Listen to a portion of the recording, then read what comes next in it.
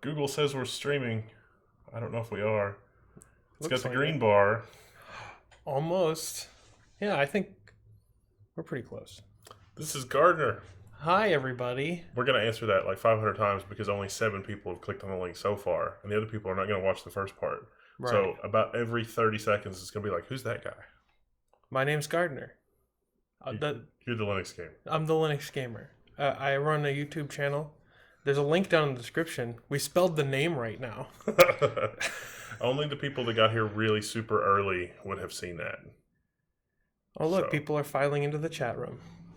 Woo. Hey, everybody. Gerald R. and Peter Geary and Terulia. It's like OMG instant notification. Well, only the 12 of you. Because Google is like, I'm really too busy to notify everybody, so I'm just going to notify some people. But hey, check it out. I got my root beer. I had a root beer, and I drank it all while we were getting the stream set up. Yeah. Or while Wendell was getting the stream set up. I set it up, and then the Black Magic was like, sup, dog? I'm going to reboot in blue screen. Woo! Because that's just how we roll with Black Magic. Yeah. You know, they don't have blue screens on Linux. Yeah. Well, it's even flakier on Linux. This actually used to be a Linux machine. Oh. And I thought maybe the Linux drivers are part of the problem with the Black Magic, because it works under Linux. That's one of the reasons we got it. Yeah. It's just as bad on Windows, if not worse. I like the Live Gamer Portable 2 from AverMedia. It works with OBS. It's pretty cool. I don't think it handles 4K or anything like that, though. Gotta have 4K. Yeah. Live streaming's so hard. You get the Elgato works great, not on Linux, but only on the Bleeding Edge hardware too. Mm. What are people saying? Hey, Wendell and the new guy. Hello from Estacada? Kernel Panic. Yeah, speaking of kernel panics, guess who learned about the magic sys request key? I learned about that. I didn't know about that. It's like you ever playing like CS:GO? I'm gonna pick on CS:GO, and it's like, you know, Alt F4 to whatever in CS:GO. It's like, oh, Alt F4 for free ammo, and then like 6 or 7 people will drop out of the thing and they're not in CS:GO anymore. Yeah. Linux is like Alt sys request O or Alt sys request S. And it's like Alt sys request to get some free ammo. And it's like, all right, that sounds great. And it's like, Bob has left the insurgency. And Tom. That's funny. Yeah. I've given some people some ideas now. And they're like, oh my gosh, I never thought about doing that. Well, I'm going to totally do that. Yeah, that's like the pseudo RMRF. Are you of the Louisville, Gardiner? No. I'm from Maine. If you're wondering where Maine is, it's just south of the North Pole. I had to re-click the link twice for it to work. Google is like, wah! Oh, I should probably tweet this out. Oh, yeah. I'll tweet this. You should, because things are happening. I've got a course coming up on Udemy. I wanted to plug that. I wanted to plug this project that we're working on. But I also made the title of this stream, what is the best system for Kdenlive? But how we usually do it with the live stream is we goof off and talk about nothing for a while, and then we trim that off, and then we like do the actual video, the last part of the stream, and then we end the stream. Because then on YouTube, I can go in and trim off the front part, and nobody ever sees that. That's just our little secret. Oh, it's like the Bob Ross thing. Yeah. Happy little YouTubers. Yeah, I'm really excited about this video. This is well, I'm really excited about the stuff that we've been working on. Yeah, because that was a lot of fun. And you've got a video coming out probably later today or tomorrow. Or it Monday. Should be up like tonight at some point. So you guys will want to check that out. It's going to be a rundown of the best system for Kdenlive. But we can talk a little bit about it because your video is going to be short and sweet, and this is going to be long and meandering and rambly. Yeah, we really just went over the benchmarks, I think, in my video. So I think it should be good. We can like get into the nitty gritty.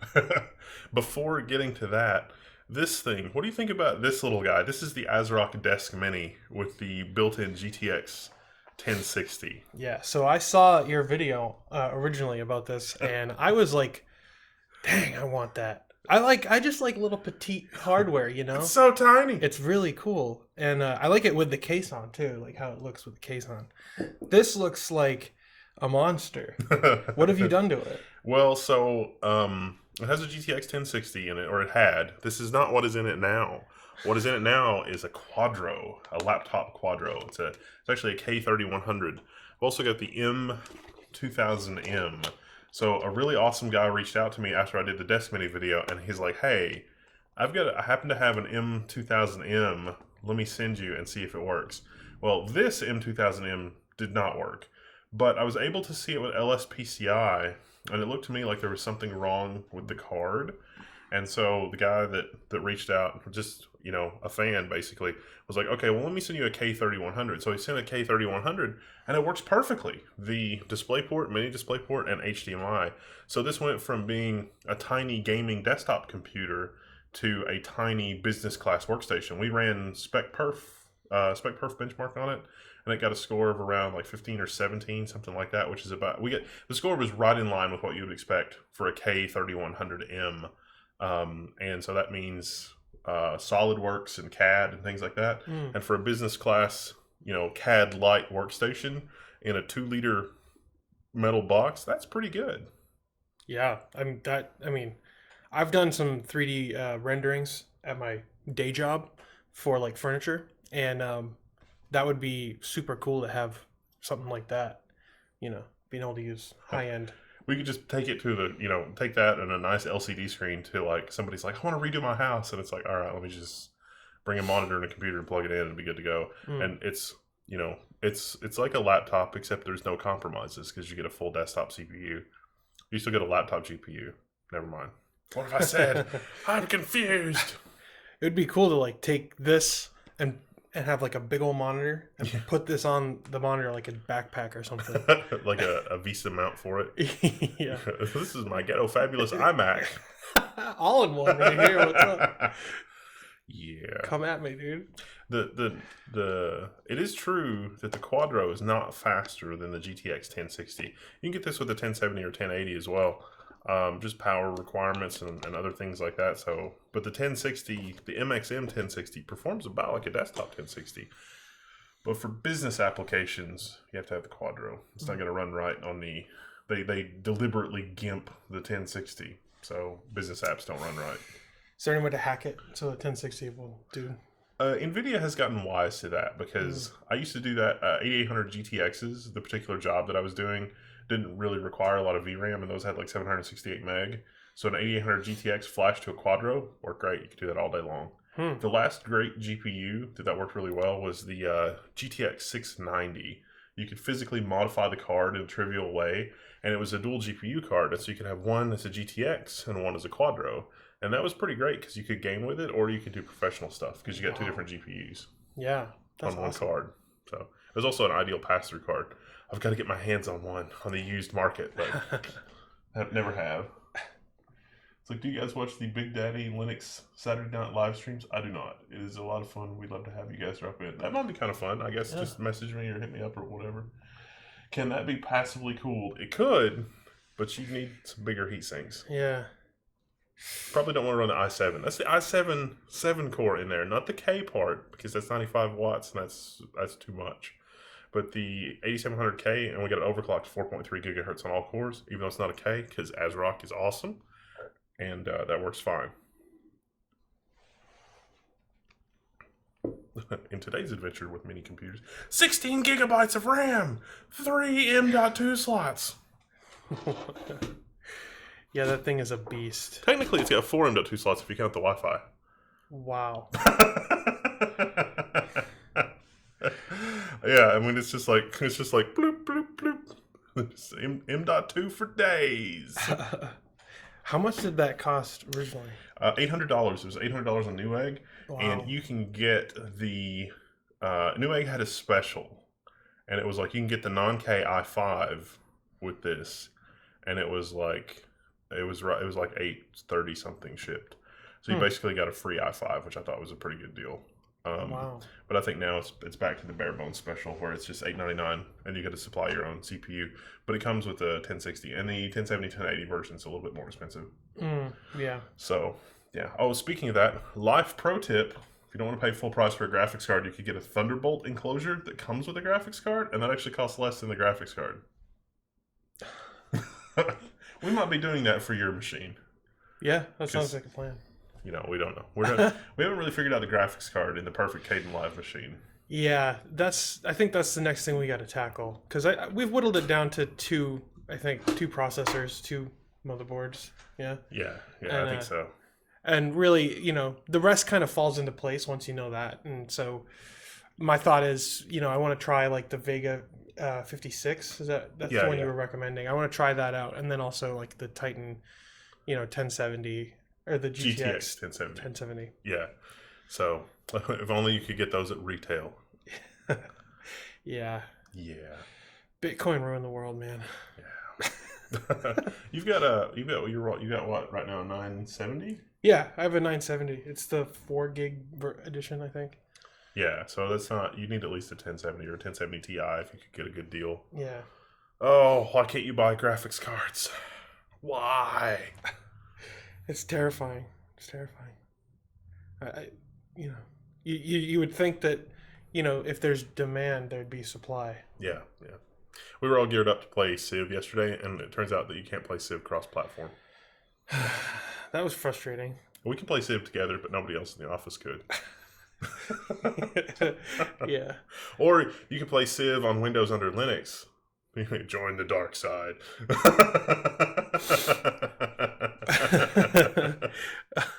One of the things I'm interested in trying on the channel is, pass-through gaming and maybe a little bit of wine. I haven't done any of that on my channel. But lots of people have expressed interest in seeing that. So. I haven't figured out how to crack the wine nut. I would love to bring wine stuff to this channel, but it is so temperamental and it is so picky. Yeah. That was the shock. I usually use Fedora. You usually use Ubuntu. And I was sort of shocked that some of the stuff that's easy for me on Fedora is hard on Ubuntu, but some of the stuff that's easy for you on Ubuntu is actually a lot more difficult on Fedora. Yeah, I mean, I had never, before I came here, I had never upgraded a kernel. I just let my operating system handle it. That was really easy. I didn't realize how easy it was. But like a lot of the things that I use in my daily, computing are the things that are easy on Ubuntu. And that's really where like I've done distro hopping before. And when I first started out as a Linux user, I tried Fedora. That was like the first one that I tried. That's what everyone recommended. And I was like, I couldn't figure out. Well, I mean, this was like 11 or 12 years ago. I couldn't figure out how to play MP3s, and that was a killer for me. So I switched really quick, and it was a lot easier on Ubuntu. So yeah, it's like you just gotta go with like what fits your use, And when people are like, "Oh my God, Ubuntu, get out of here," you noob. It's like, well, no. There's lots of reasons why people choose the distros they choose. Yeah. It was Kdenlive. We also we put a lot of mileage on Kdenlive, and it turns out that some of the issues that I've had with Kdenlive may actually be just down to packaging and maintainer issues on Fedora. Even when you dot the I's and cross the T's on Fedora, we still ran into weird performance issues compared with Ubuntu. Yeah. One of the things that really kind of struck me was how many like weird settings there were that we were kind of labeled in a strange way. Like, well, that was true on both distributions, though. Yeah, so that is a Kdenlive issue. Yeah. But like what was your experience with Kdenlive on Fedora? I guess. So with Kdenlive on Fedora, I mean, I didn't really dive into like the GUI, all the GUI stuff kind of made sense or made enough sense, but there were still weird performance anomalies on Fedora. There were like weird desync issues. And there were weird issues when doing transcoding where sometimes it would just crash for no apparent reason. I wasn't sure if that was down to system stability or anything like that. I have experienced some instability with Kdenlive on my channel. If you've watched any of my live streams where I edit, usually on Sunday afternoons, you probably have seen it crashed a handful of times. But like, for me, that's rare. It happens for a lot of other people much more frequently, and that's why I'm one of the few people that edits with Kdenlive, because it just seems to work pretty well for me. Yeah, and I'm surprised at how well it works. It's still not quite fast enough for 4K real-time editing, right? But the proxy conversion was surprisingly quick. it was blazingly fast on the PCs that we tried. With the Threadripper, it did like what was it? A 3-minute 30-second video in 47 seconds, 4K to 1080p, and it was like just it was incredible. And that was a codec change too, so that wasn't like it was going to H.264. It's going to Cineform or something, or not Cineform, but the it's a low compression codec. Yeah, so that you can edit quickly. Right. It was I don't know what the specific codec is, but yeah, like DXHVC or that something sounds like right. that. Yeah. Oh, Kdenlive. Why you do this, Kdenlive? Why you do this? It has improved a lot since we used it. It's improved quite a lot. With every release of Ubuntu, there have been like a whole bunch of changes introduced to the Ubuntu repository version. And I think some of the problems that I was running into on Fedora are solved with the snaps architecture on Ubuntu. I don't. Do you know if the Kdenlive thing on Ubuntu, like the default configuration, it uses snaps or no? I don't think it does. Okay. Yeah, you have to install it from the snap package manager if you're going to do that, I think. The snaps theoretically would make sure all the library versions and stuff are what you need, because I think that was the problem on Fedora. Probably. Everything on Fedora is bleeding edge and nothing works. Yeah, that's another reason I use Ubuntu, is because like while sometimes it's like, oh hey, the new Bluetooth stack is really nice for the DualShock 4. I'm stuck with the really old Bluetooth stack, and I'm like, well, I guess I'm not using that. Yeah. Now, when we set up Vega on Ubuntu, that was kind of harrowing. We had to install the Paducah PPA and had to update the kernel. That has to be kernel 4.15. You have to have kernel 4.15. If you're going to use the open source AMD GPU, you could use the other AMD GPU driver with stock Ubuntu, but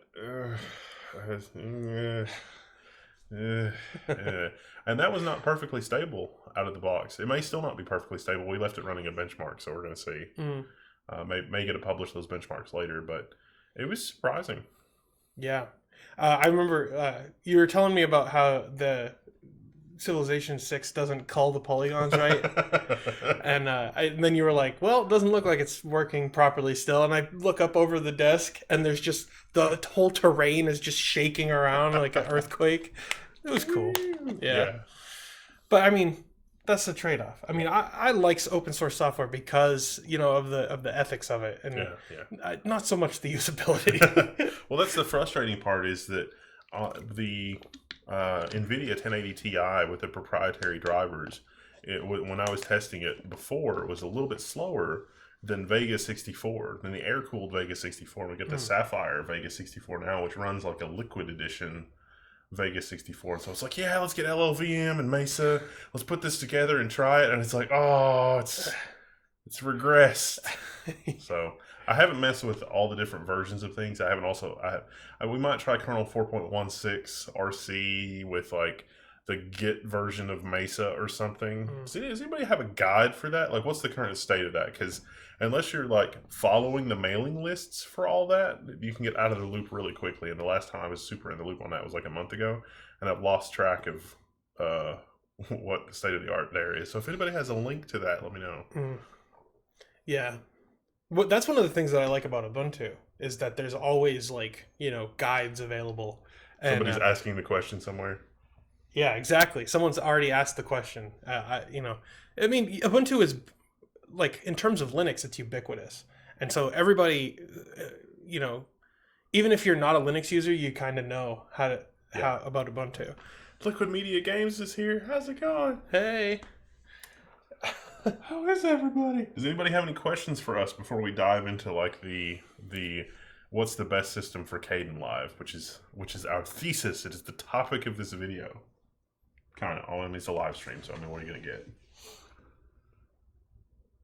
About a Sapphire RX 580 on sale. You did well. The RX 7100 was one of the test video cards in our lineup, and it did pretty well. That's the professional version of the 580. Amazing work, guys. Watching you guys from Romania. The Linux Gamer is awesome. See, you got some fans here. I got fans. I got a couple fans. I like my fans. Hit me up on Twitter. You've got time for fans. I've got computer janitorial duties. Well, You've seen the toilets I have to unclog. yeah, yeah. I was telling Lunduk like I went on the Lundukathon and he was like trying to pimp out my Patreon for me, and I was like, ugh, it made me feel uncomfortable. But one of the things that he was saying is like, or one of the problems that he encountered was he was working a full time job and he was also doing YouTube, and so he had both incomes. And then when he wanted to go full time on YouTube, he would have lost that full time income. So it's essentially like cutting his pay. Yeah. And so like my idea is to not have to do that, right? Just So gonna like go right into YouTube. yeah, basically. I mean, I'm gonna slowly like wean myself off of my day job because I'd rather be doing like Linux content. Why did I bring that up? I had a reason for that. I don't know. How about one of those Ryzen 5 2400G APUs for Linux desktop? So we've been working on that. It's not ready yet. You're going to need kernel 4.16 or newer, probably 4.17. Not stable. Not good. Because you got all the problems that we had with Civ on Vega, plus it's a brand new GPU on brand new silicon. So a little tricky. Don't do that yet. Well, I mean, if you're feeling super adventurous, go for it. But there's actually a thread on the forum that has some stuff on it for that. So should be good. I need a CPU for scientific computing. Which one should I choose? Ryzen 1700 or i7 8700? So we tested that with Kdenlive, assuming that scientific computing is like lots of threads for video. The result of that was really interesting. Yeah. What were the two? He was asking about Ryzen 1700 or an i7 8700. Oh, so with the Intel car with the Intel processor, it ended up being I would say like double the time it took to render a video than it did for the Ryzen 7. The Ryzen 7 was like 18 minutes or 19 minutes. Yeah. And then I'm gonna look it up actually. Yeah, you probably should look it up. My video is gonna go up later today. It'll have all that information in it. But right here. So the i7 took 27 minutes and 32 seconds to render. And that's a 3-minute video, by the way. And then the Ryzen 7 took 20 minutes and 55 seconds. Yep. So, isn't that crazy? And we've tried to figure that out because the i7 was not turboing correctly at first, and we fixed that. We installed i7Z, which is awesome, and we installed the Intel microcode so that it would turbo correctly, and it was turboing up to 4.5 gigahertz. But Kdenlive is really odd because it'll make some CPU cores super busy, and then other CPU cores are not as busy. yeah. And fiddling, it's like, what was it, the MLM threads, and then there was like render threads, and there was something else. Yeah. And we played with all those numbers, and that is the best time we could get out of the i7 with Kdenlive. There's like 3 different settings that you can set, and one of them was called just process threads, and next to it it said something like, if you use greater than 4, it's in an experimental state. But like when you set that to like 6 or 7 or 8, it'll end up like causing more utilization of the CPU, which was weird because then there's also in the melt render settings, there's CPU threads to be used there too, and it didn't, like, you could change that and it didn't really have an effect. It was the one that was buried in the Kdenlive settings. I spent a lot of time trying to troubleshoot that, thinking maybe there's some bottleneck somewhere. We looked at IO top, we looked at other things, and it's just the way that Kdenlive scales to a lot of cores. It doesn't seem that the i7 really takes advantage of that. So scientific computing might be a little bit different. It might use that a little more efficiently because, on paper, the higher clocked Ryzen or the higher clocked Intel 8700K versus the Ryzen 7 1700, it looks like the 8700K would be a little bit faster. And in gaming, it certainly is, because gaming is more single thread than multi-thread. And so with Kdenlive, it's like, well, we're looking at graphs here where it's not really utilizing 100% of all threads or 100% of all cores even. So it seems like the higher clock speed of the i7 would be better, but it wasn't. Yeah. So that's a very surprising result for Kdenlive. Yeah. It's Kdenlive's always been a bit squirrely.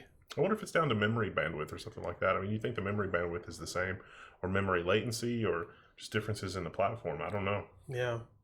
I mean, and the thing was, we took like we had the 2 hard drives set up, and we had the same files. It was the same Kdenlive file. We were running the same version of Kdenlive. It was the same operating system installation. Yeah. So we like moved those around and didn't change any settings in between the to keep it consistent.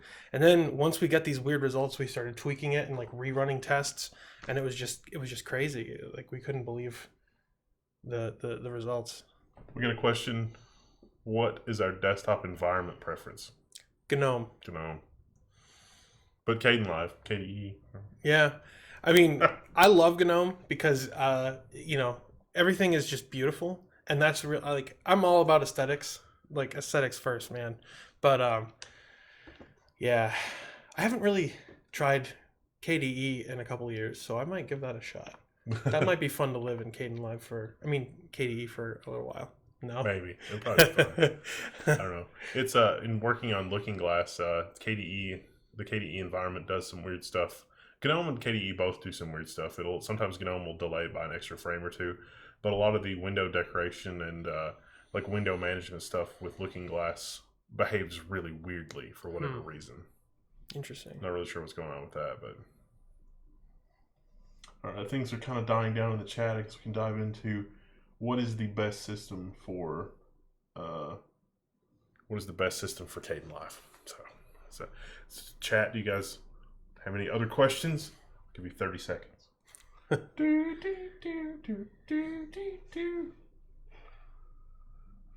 right, was there anything else that we worked on? It seems like you've been here a while, but I mean, it seems like it's also been like 5 minutes ago. I know, it's crazy. We did that sketch. That's gonna be in your video. That's gonna be in my video. So you'll have to check that out if you want to see that. I'm pretty excited about it. I think we both think it's pretty funny. It's pretty funny. Yeah. If you haven't subscribed to my channel, there's a link down in the description of this live stream. You can go over there and subscribe. I'm surprised Level 1 doesn't use i3. I do sometimes. It just depends. Depends on what machine I'm using. I want you to talk about Looking Glass. Looking Glass is amazing.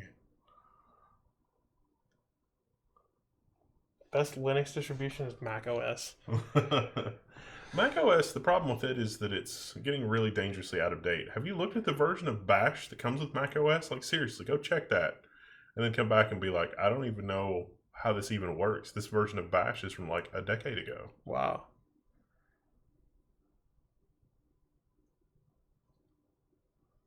Robinson 1700 or i7 8700 for scientific computing. Didn't we answer that? Yeah, we did. Are you trolling? Stop trolling.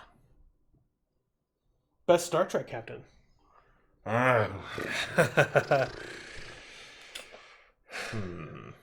tough. I mean, I like Picard. I mean, he's the obvious choice. Yeah. But he was also, like the whitest of the white knights. Yeah. So I don't know. Cisco did some dark stuff. Yeah. I like Captain Worf of the USS Defiant. I don't know. It's like Worf always gets like shot down. It's like, well, we should blow it up, and it's like, no, Mr. Worf. And I didn't feel like that his character really had learned anything by the end of his character arc. Yeah. In terms of like, we should just hit it with fire and respond with force, and it's like, no, Mr. Worf, let's not do that.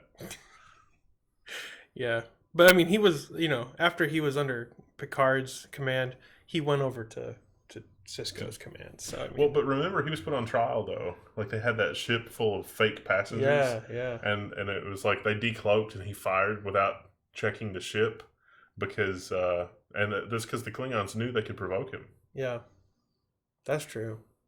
So it's like that is literally why Picard all those years was like, no, Mr. Worf, no. It's like, you didn't learn anything, Worf. You didn't learn during your time on the Enterprise.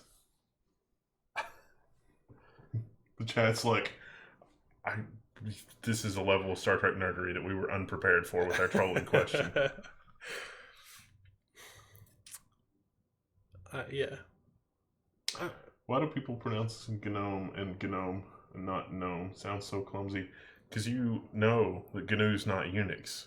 And when you say that GNOME should be pronounced GNOME, it lets everybody know that you know that GNU is GNU, or that you don't know that GNU is GNU, or the history of GNU. So it's like an in-joke. And nerds are all about the, haha, I'm going to have this humor that is all mine and you can't have any. Isn't GNOME like an acronym for something? GNU's not Unix. GNOME. Oh, yeah. It's like the GNU something. GNU native Yeah. something or other. So, I mean, it's an acronym and you pronounce the G. It's a recursive acronym. Yeah. It's a joke, goddammit. It's a joke. Don't ruin the joke. Worf grew big time since TNG. Come on, who wouldn't have fired in that situation? All sorts of Star Trek people fire on ships like that. It's like, okay, yeah, he did grow as a character, but still, that was a character flaw that he never really overcame. That's true. I mean, even in the future, when they're at Picard, like senile Picard is like, damn it, Worf, we've got to go to the neutral zone. And Worf is like, I'm an ambassador now, we can't do that. And then Picard just manipulates him and is like, you're a coward. And he just like smashes his console and stuff. I mean, so even like old Worf still hasn't learned that lesson. Yeah. I'll see your come on, brah, and I'll raise you future senile Picard. Oh, that's so good, dude. It's a GNU Network Object Model Environment, but the acronym was dropped because it no longer reflected the vision of the GNOME project. Oh, interesting. Cool. Nice. Yeah, everybody's schooling us now. Obviously, Apple uses FreeBSD with its own GUI and some additions. Additions they made a decade ago. Would it be possible to have a comprehensive Threadripper motherboard test based on IOMMU, virtualization, looking glass, etc.? Perhaps we can help you with some donations. So I feel like I've covered that in the motherboard videos individually. And they all work pretty well because a lot of the motherboards, at least at the base, are really similar. The only differences are a little bit PCI Express layout and a little bit onboard peripherals, a little bit VRM, a little bit socket configuration, a little bit clearances between the memory sockets and the CPU socket. That's pretty much in the motherboard review videos. Threadripper 2 should be out in 6 months, give or take. So that's exciting. Yeah, that'll be interesting. What would you do if Microsoft buys Canonical? Well, the water is just fine over here in Fedora. If Microsoft bought Canonical, I would probably not use Ubuntu anymore. I mean, I've been thinking about like switching from Ubuntu. I just have to find the right distro.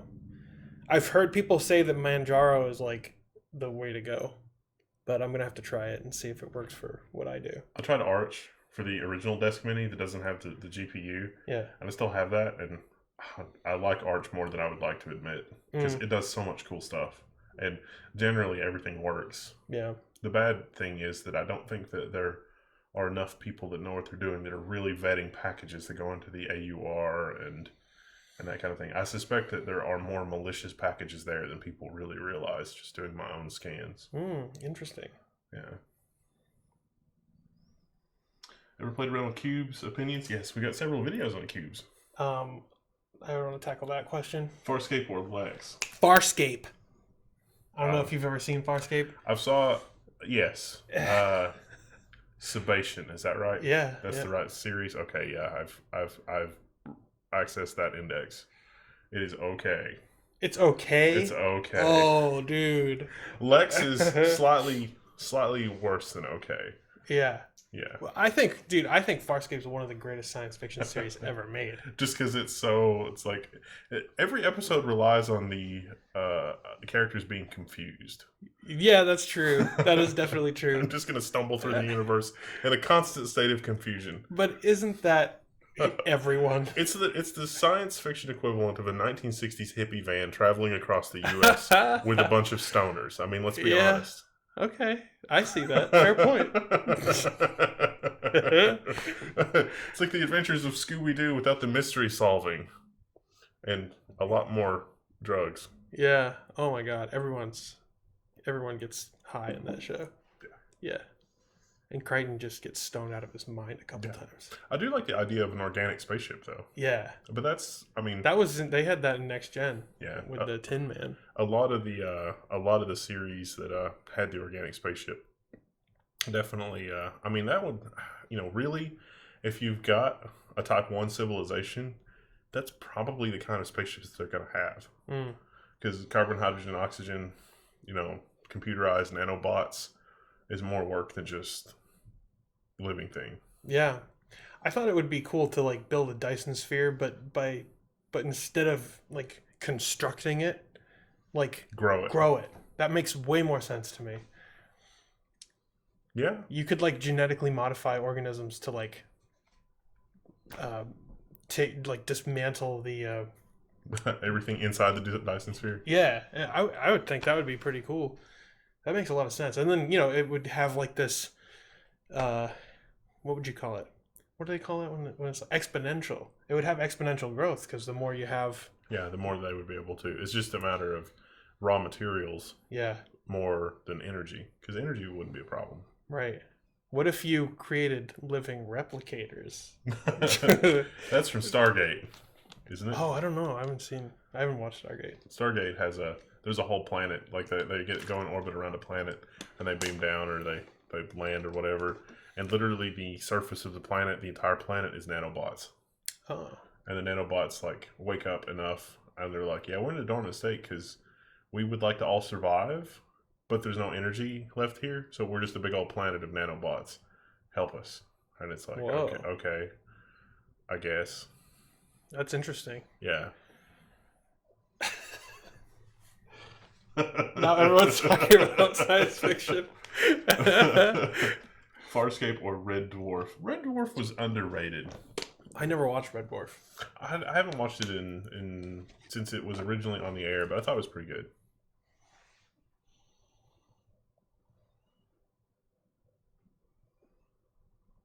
Woo, Stargate. Okay, now we're gonna trim off this first part, so this will just be our little secret. So, what is the best machine for Kdenlive? That's a good question. Let's figure that out. We did figure that out. We spent a long time doing a lot of crazy stuff to try to figure out what is the best machine for Kdenlive. The problem with Kdenlive is that it's not, so I'm going to call it super optimized. It's not super optimized. Yeah. So it's like, let's throw fair. lots of cores and RAM at it. Didn't matter. We tested one system with 64 gigs of RAM. Yeah. And that was the one I think that performed the worst. Yeah. It was 2 sockets, 2 CPUs, 12 cores, 24 threads. Yeah, not great. And it's because the maximum clock speed topped out around 2.5 gigahertz. Yeah. It was interesting. Like I think we kind of like evened the playing field for the processors, and it never really used more than 6 gigabytes of RAM when you were rendering. And stuff just took a while to render from 4K down to 1080p. Yeah. So for the system, for the configuration, we tested 5 systems, and 2 of the 5 systems we tested in 2 different configurations. So we've got our garbage build and an i9 and a Threadripper and a Ryzen 7 and an i7 8700K. The i9 was the 7900X 10 core. And there's a full video on the Linux Gamers channel. You can check it out for the full results and the nitty gritty and the, like this took this many seconds and that took that many seconds, but we're going to give you sort of the overview from those results. So it's kind of the same content, but it's kind of different because this is going to be a lot more meandering and verbose, I guess. So unintuitively, the dual socket system with 64 gigs of RAM, because that's got tons of I/O bandwidth and tons of CPUs, so that the work can be split among them, didn't really do much. Yeah, it was strange because that was I thought that was pretty promising, like looking at it on paper. But once we got the test going, it ended up being it ended up taking the longest out of any of the systems we tried. Yeah, yeah. And so then at that point, we tried variation 2 of that machine, which was to upgrade the CPUs from, I think, the 2620s that they were to 2680 V2, 10 core, 20 thread. And that helped a lot. And that was just a single processor. Just a single processor, yeah. And that increased the time. That decreased the time it took by a couple minutes, which was pretty impressive, given that the You've gone from 24 to you're like 10. cutting it in half essentially. Yeah. It's kind of nuts, really. It's why Intel you do this? Why? And that was also the system where we found out that turbo wasn't working correctly. So if you've got an Intel system and you don't have Intel microcode, you may want to run i7Z and make sure that your CPUs are turboing correctly. Because on our test system configuration with the default 17.10 desktop config, Turbo Boost was not working at all. Nope, not at all. It ended up once we turned on Turbo Boost, we cut minutes off of our render time. What was it, the i9 we tried? Oh yeah, the i9. We tested it before we knew Turbo Boost was a problem. It took about 18 minutes to render, and then once we enabled turbo boosting, it took 14 minutes. Yeah, 14 minutes on a 10 core, and that was turboing up to like 4.5 gigahertz with the default config. Do we know what Kdenlive is? Have we explained that? Oh, Kdenlive is a video editor, in case you don't. I'm assuming that they'll know what Kdenlive is since it was in the title, but yeah, Kdenlive is a video editor. I did not explain that. Oops. Yeah, it's video editor for Linux. It's probably the best one that's available for Linux that is fully free and open source. Another video editor that I'm sure will be mentioned in the comments is DaVinci Resolve, which is also quite good. But Kdenlive, in terms of like the class that it's in for open source, probably the best of its class. It definitely is, and it's the one that I use on my channel. I exclusively use Linux software. Not all of it's open source, but most of it is, to do all the production and editing and audio editing and all that stuff that you need to do with a YouTube channel. It's all done on Linux, and one of the reasons that I reached out to Wendell and asked for his help was because I'm more of a software guy. I'm not like an encyclopedia of knowledge about hardware, and I wanted to get to the bottom of what was the best hardware for my use case, and he's been helping me out quite a bit. And I will say that knowing that Kdenlive is, because we've used Kdenlive too, is squirrely and temperamental, and maybe not the best, let's say, optimized software. That it's not. There's no clear answer to that. So like, the arrogant asshole in me wants to be like, yes, just use this because this is, you're optimizing the core count, you're optimizing the cost per performance dollar, you're optimizing the raw throughput of the clock speed. Kdenlive is weird. It is a weird program. It's like, it's kind of multi-threaded, but it's kind of single-threaded in some places, and so you can't just pick, the CPU that has the fastest single thread. You can't just pick the CPU that has the most cores. Right. I think the fastest, I think the two fastest tests that we did were the Ryzen Threadripper. 1950X. Yeah, and then the Intel Core i9, and the difference between them was not that dramatic. And I think, did the Ryzen come out on top? Yes, the Ryzen came out on top. And I don't remember the numbers, so I'll have to check his video for that. Yeah, check out my video, youtube.com/LinuxGamer. Or Ryzen Threadripper. Threadripper, we should just say Threadripper, even though it's Ryzen Threadripper, because it gets confusing. We've also tested Ryzen 7, right, which was just a couple of paces behind the i9. And that's really, so the 7900X, $1,000, Intel basically hasn't budged on that price. The 1950X we've seen on sale on Amazon for as low as $750, which is a mind-blowing price for a 16-core CPU that will turbo up to 4.2 gigahertz, and it definitely was. We could see turbo boost and all that. Interestingly, on Ubuntu, the Threadripper turbo worked fine as soon as we updated to kernel 4.15. Like we didn't have to get any microcode or do anything. Unlike the Intel platform, it just worked.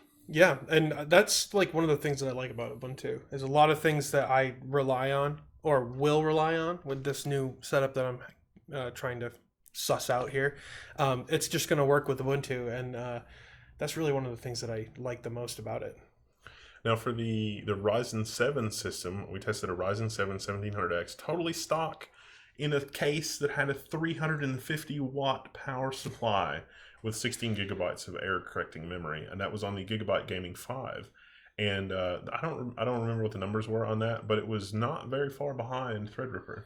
Yeah, Threadripper ended up being like 18 minutes or something like that, and the Ryzen 7 was 20 minutes, I think it took for this render time. So that's pretty impressive. Yeah. And the other thing that we tested was like proxy clips, because none of the systems we tested could edit 4K video in its native like resolution. So when you're doing like video editing, you can use a proxy clip where it gets transcoded down to a more malleable format, I would say, and then you edit that, and then when it renders, it just grabs the original clip.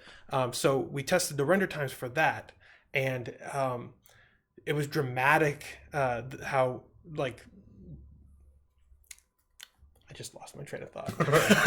The differences in proxy render time between Yeah. the platforms. So the difference between the Ryzen 7 and the the i7 was a couple seconds, and when you're dealing with render times that were under a minute for these transcodes, that was pretty impressive. Yeah.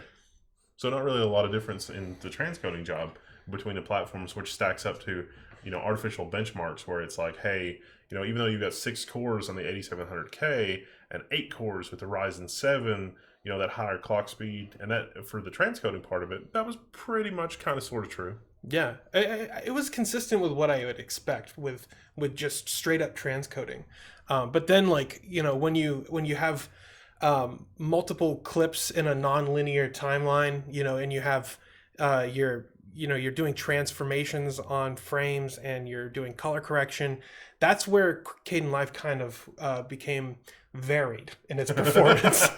It was also not super consistent. Like, we would run it 2 or 3 times in a row on the same hardware, and we would get, not to within what I would call margin of error on those benchmarks. But anecdotally, it seemed like the sweet spot for Kdenlive for the 4K use case scenario was 8 to 12 cores in a high clock speed.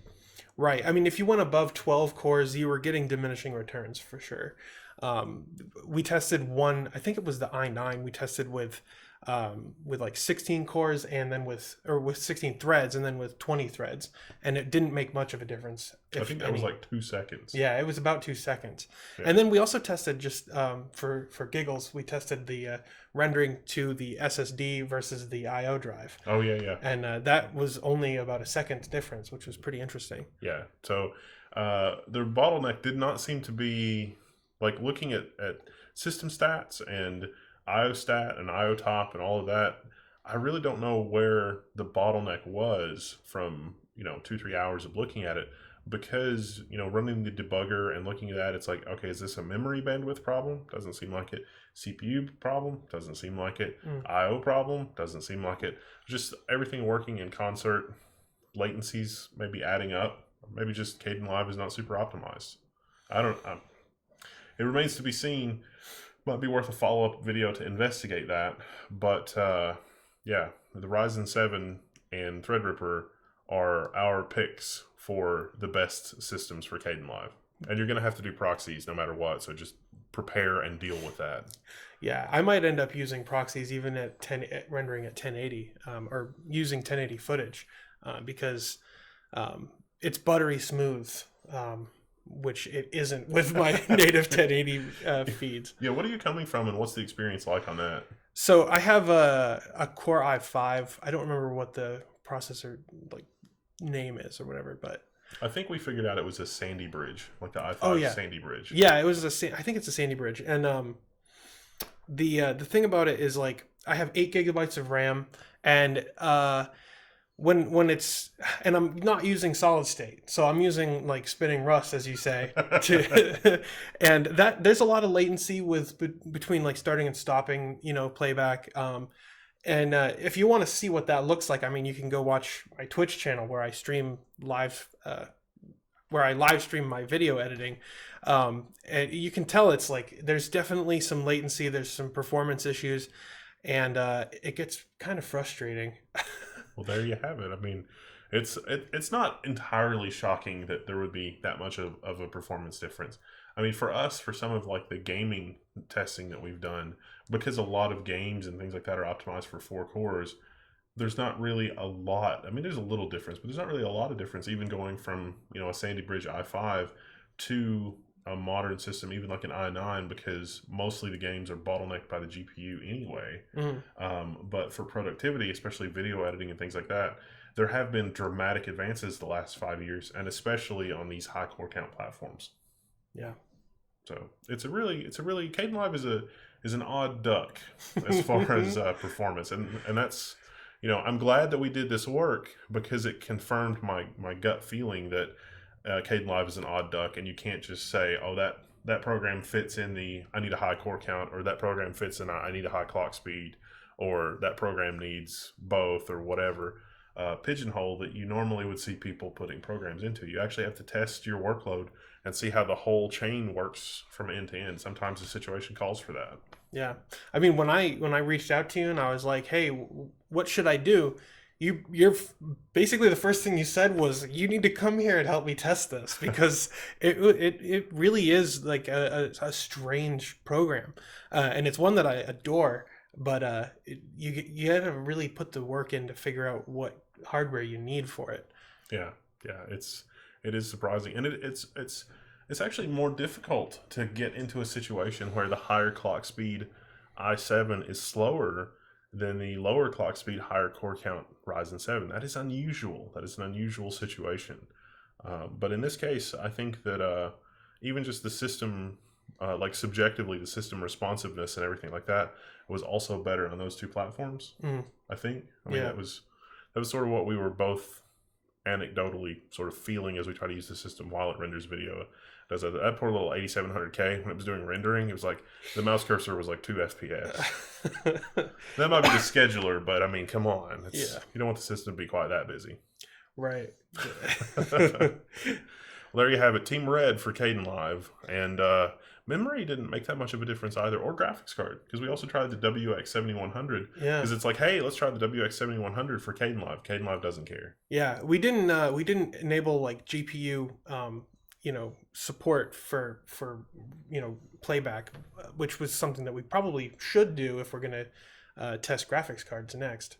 That would be a good thing to do. Yeah. So. But in terms of like just using KDE's native software rendering or playback features, it didn't make a difference what you were using for a graphics card. Although we did have to install kernel 4.15 to get any kind of acceleration on That's true. Polaris and the other thing, so yeah, it just didn't have as dramatic of an effect as I would have expected. Or it's just, it's like use OpenGL or use whatever, and it's like, oh, it's got OpenGL, let's use it. It doesn't. You have to fiddle with it. So that's pretty much it. Let's go to the peanut gallery and see if there are any questions or follow-up before we get out of here. Woo! Oh my gosh. Dude, editing on 6 gigs of RAM on spinning Rust, yeah, it's painful. It's not good. Is that Wendell's son? People are asking though. It's the Linux Gamer. It's even in the description. Do not read. I'm not seeing anything. Now we're back to Red Dwarf. It's like I have a UNAS NSC 800 chassis with 8 4TB hard drives, FreeNAS ZFS. I only have 16 gigs ECC E3 1265 LV2. I'm looking to upgrade to 6420 gigs ECC. What CPU MOBO combo would you recommend? Probably a single socket 2011 if you can get a good deal on it. Server chipset. Go for the E5 1600 series CPU. A 2680 V2, 10 cores. It's like $150 on eBay. It's a pretty good deal. It's a pretty good setup for FreeNAS. You could go the dual socket way, but you're gonna overpay for a motherboard. It's gonna be like $400 or $500 for a dual socket motherboard, like the Asus Z9 PE. It's a good choice. You can still find new Z10 PEs. They're still being sold. They're still being manufactured, as far as I know. Those are the 2011 V3. So you need a V3 V4 Xeon. It's gonna cost you a little more, but it's readily available new versus the used recycled swill that you might otherwise have to deal with on eBay. Although there are a lot of Chinese manufacturers that are using old stock chipsets to manufacture new socket 2011 motherboards. I think that's mostly around X79, but I have seen reports of remanufactured C series server grade chipset motherboards. So. Oh hey, that's Eros. What's up, dude? I don't know who that is. I don't know who that is. He's one of my guys. Well, did you spread the word? Because it's kind of slow on this random Saturday. This is like the first nice Saturday, like springtime Saturday, so everybody's out doing stuff. Yeah, and we're inside testing hardware. We're right where we belong. Yeah, for sure.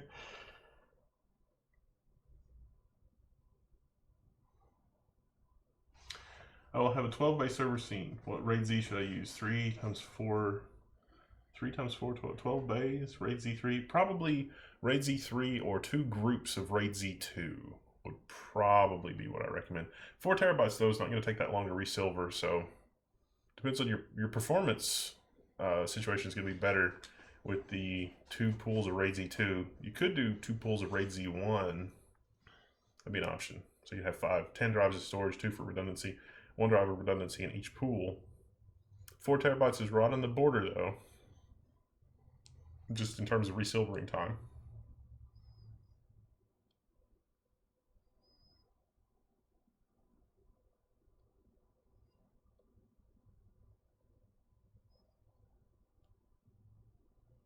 All right, I think we go. Thank you, everybody. Thanks, guys. Appreciate it. Thanks for having me, Wendell. Goodbye. It's all good. Anytime. Cool. We're going to do some crazy stuff. I don't know. It's going to be nuts. Should be good. I can't wait to play with this thing. I mean, a Quadro in a tiny little box. Yeah. It's exciting. 16 gigs of RAM. There's 16 gigs of RAM in this thing. Look at this. Look. This is 8 gigabytes of RAM in my hand. It's like 8 chips, 8 1 gig chips. Wow. A tiny, tiny little SARDAM that's running a DDR4 2400. I wish it had room for a bigger heatsink though. Yeah. For the CPU. Although, I mean, you couldn't really overclock that much anyway. And power supply becomes a problem at that point. But yeah, 8700K. I don't know. It's good. Bye, you guys. Bye, everybody. I've got to awkwardly find the mouse as we wind down.